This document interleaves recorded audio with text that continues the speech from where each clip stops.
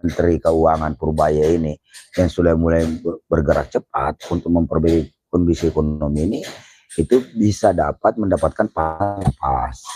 Hari ini kalau cuma Menteri Koperasi, Menteri Kerjaan, Menteri Keuangan, siapa lagi Menteri Pertahanan, tetapi kalau tidak, sekali lagi hulunya nggak dibenerin dalam ini bagaimana membangun industri-industri kita lebih maju, lebih luas, yang ketika zamannya apalagi ini Jokowi itu tidak terurus, ya kan, lebih banyak urusin tambang-tambang untuk kepentingan orang dekatnya, koleganya, tim suksesnya, ya kan, bahkan BUMN kita diperas, diangkat banyak sekali komisaris-komisaris, ya, orang-orang dekat dengan Jokowi diangkat jadi komisaris, ya kan, yang juga tidak bisa memberikan kontribusi positif buat memajukan perusahaan badan usaha milik negara itu, bahkan hanya menjadi tempat untuk banjakan, tempat mencari cuan, ya kan.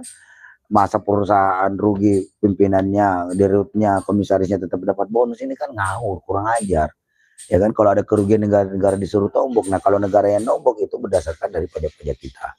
Nah, selain daripada memperbaiki upah layak, ya kan, juga memperbaiki masalah perizinan-perizinan yang tumpang tindih dalam hal membangun industri kita, ya kan. Dari tekstur permodalan oke lah, mungkin Pak Menteri Keuangan udah mengeluarkan kebijakan dari doorstep melalui Himbara. Nah, di sisi lain juga untuk lebih meningkatkan daya beli masyarakat, maka Menteri Keuangan harus segera menurunkan pajak pertambahan nilai yang saat ini 11% ya.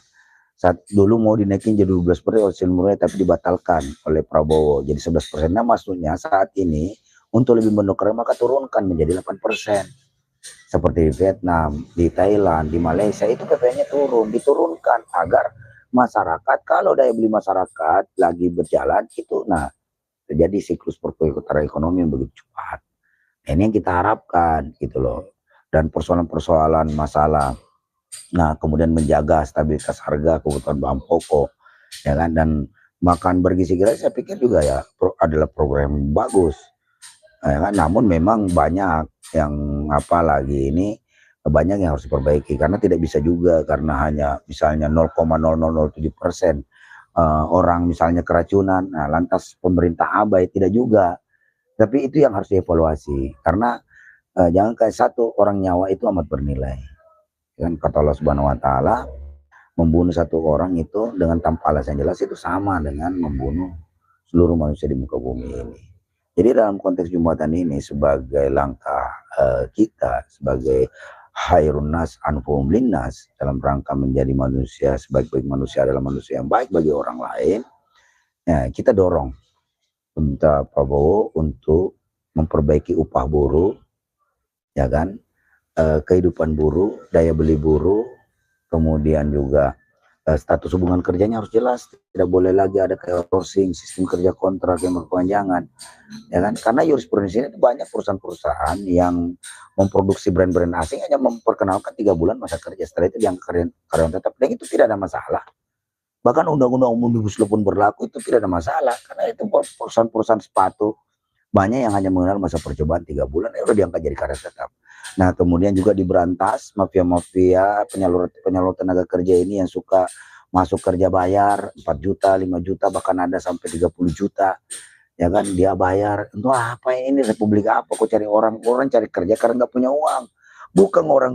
Bukan orang cari kerja itu mau buang uang, tapi cari uang untuk menafkahi keluarganya. Ini juga harus diberantas.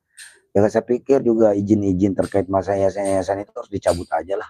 Bikin nggak ada, kan tidak seperti itu, ya kan. Nah, kemudian juga mendorong agar Kementerian Perindustrian untuk segera membangun industri-industri kerakyatan yang masih di seluruh Indonesia, ya kan. Nah, tinggal bagaimana pemerintah nanti berkolaborasi, berkoordinasi dengan baik antar jajaran kementerian untuk saling menunjang dalam hal pemasarannya, pengumpulannya, dan penyalurannya. Nah, itu saya kira. Dan terakhir sekali lagi dalam kesempatan ini, kepada Bapak Prabowo, terkait masalah sebentar lagi isu upah ini kembali akan memanas karena buruh akan terus memperjuangkan upah layak nasional. Ya, kita minta nilai-nilai yang realistis, yang benar-benar bisa sesuai dengan amanah konstitusi, karena negara menjamin upah layak. Karena itu adalah hak warga negara. Kalau hak sebuah warga negara dilanggar oleh pemerintah, kalau melanggar hak itu pastikan tindakan pidana. Melanggar hak seseorang itu kan sebuah tindakan pidana. Jadi jangan sampai negara melakukan tindakan pidana kepada rakyat. Jadi kalau ada orang seperti Luhut yang ngomong bahwa pemerintah tidak perlu terlalu diatur-atur masalah upah buruhnya oleh organisasi buruh, saya kira itu ocehan-ocehan Menteri Menko yang 3 kali jadi Menko yang gagal itu, ya kan, tidak usah didengerin. Buktinya dia gagal jadi Menteri Koordinator, ya kan, hanya bisa menjadi provokator, ya kan. Nah, untuk itu Pak Prabowo itu tidak usah diabaikan saja, karena pasti rakyat akan mengevaluasi pemerintahan Prabowo ini, ya kan, ke depannya. Nah, mungkin itu saja. Dari sekali lagi Pak Prabowo dicuekin aja tuh, omong kosong dari ini, ngaku-ngaku 3 kali jadi Menko gagal macam Luhut Binsar Panjaitan. Ya, semoga Pak Prabowo diberikan kekuatan, kesehatan ya, untuk terus memimpin bangsa ini, karena mengingat bangsa Indonesia begitu dihargai, dihormati di Peace 2025 kemarin di Sheikh Al-Hasem di Mesir, ya, satu-satunya negara Asia Tenggara yang diundang untuk menghadiri. Itu adalah sebuah kebanggaan kita juga. Tetapi kebanggaan terkait masalah urusan luar negeri, jangan sampai proses urusan dalam negeri kita terabaikan. Itu saja saya kira. Tetap semangat, dan kawan-kawan buruh terus lakukan konsolidasi, terus lakukan koordinasi antar serikat pekerja, antar konfederasi, antar federasi, antar aliansi.